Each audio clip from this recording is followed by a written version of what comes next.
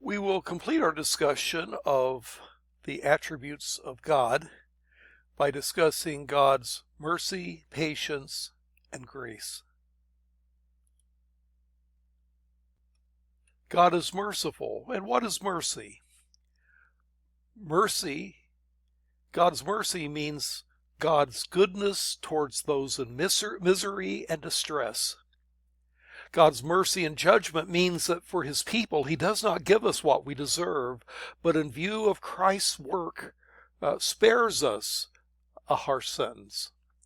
Mercy is an expression of God's goodness and is closely related to the attribute of love and grace. And there's many verses in the Bible that speak about God's mercy. God is rich in mercy, Ephesians 2 verse 4.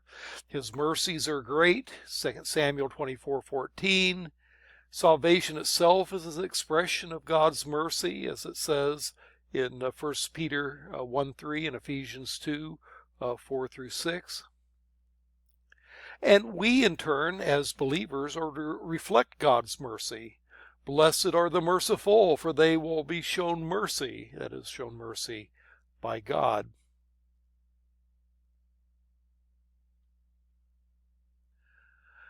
The 23rd attribute is patience. God is slow to anger, it says in Exodus 24 and verse 6. And Cottrell comments on this, that God's patience illustrates very well the tension between the two sides of God's nature in the face of sin. The tension between love on the one hand and holiness and wrath on the other hand.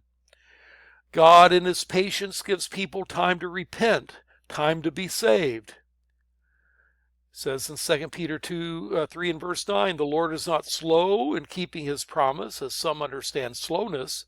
Instead, he is patient with you, not wanting anyone to perish, but everyone to come to repentance. And yet one should not try God's patience. Eventually his patience will run out and his wrath will be expressed. The 24th attribute of God is graciousness. God is called the God of all grace, 1 Peter 5 verse 10, who longs to show grace to people. Isaiah 30 and verse 18, yet the Lord longs to be gracious to you, and therefore he will rise up to show you compassion. Isaiah 30 verse 18. Now what is grace?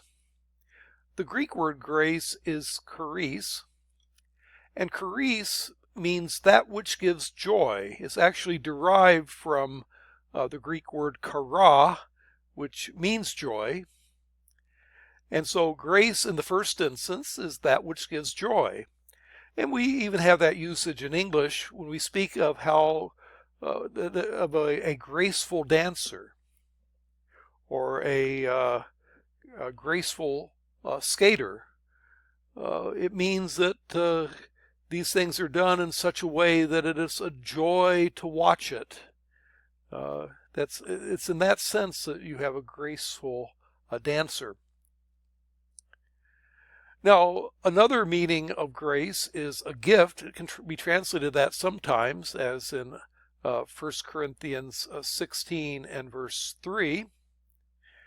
1 Corinthians 16 and verse 3 states, then when I arrive, I will give letters of introduction to the men you approve and send them with your gift to Jerusalem. Well, the word gift there is the word that elsewhere is usually translated grace, charis. So charis or grace can be a gift, and again, gifts will give people joy. It can also be translated thanksgiving. In Romans 6:18, Paul says, charis be to God, usually translated thanks be to God. And there's an expression of thanksgiving. We have that expression in English when we say grace over a meal. What we're really doing is thanking God for the food. Grace can also mean favor. Mary found charis with God That is, she found favor with God in Luke's Gospel, chapter 2. Now, grace is unmerited favor. That's really the broadest definition of it. Cottrell writes, when the term grace refers to saving grace, it reflects that aspect of God's nature that causes him to desire the salvation of sinners and to go to whatever lengths are necessary to make this salvation possible. And this is displayed most distinctly in God's willingness to forgive sins. God's graciousness is his infinite willingness and desire to give sinners the gift of forgiveness, even though they deserve his wrath and even though it costs him the cross.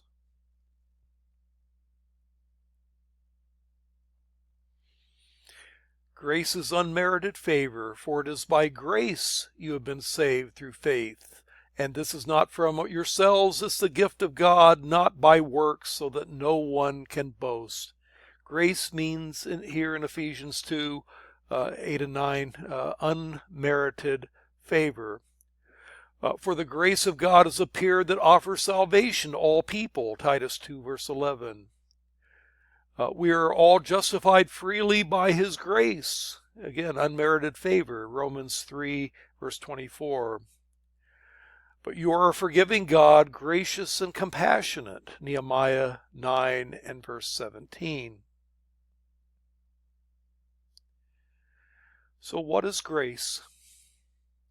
Grace is sometimes taken this way, taking G-R-A-C-E. Grace is God's riches at Christ's expense.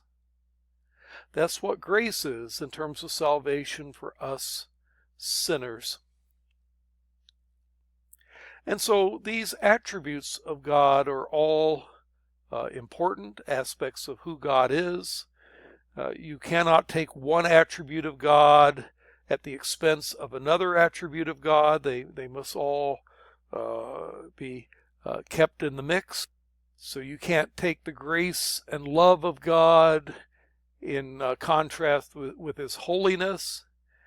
You can't take the transcendence of God in contrast to his immanence. One can't take the oneness of God in contrast with his triune nature. And it's that latter contrast that we will address in the next lecture.